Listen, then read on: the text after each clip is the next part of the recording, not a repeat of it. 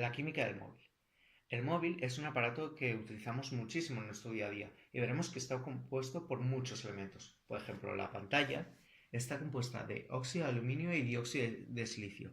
Otra combinación sería la de óxido de estaño e indio.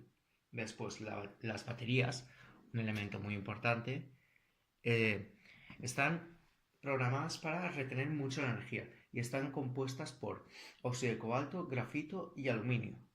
Otro elemento muy importante serían el software y el chip, que está compuesto por silicio puro. Pero el problema de este elemento es que no es conductor, así que está bombardeado este elemento con fósforo, antimonio, arsénico, boro o galio para ser conductor. Después, los cables y transmisores son de cobre, oro y plata, porque son muy conductores y por su poca dilatación térmica. El altavoz y el micrófono,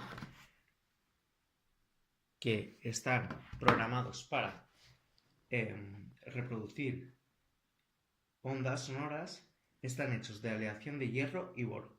Después la carcasa, que en este caso es de plástico, pero hay veces que también es de metal, la carcasa, pues la carcasa de metal está hecha de aleación de magnesio y la de plástico de carbono procesado.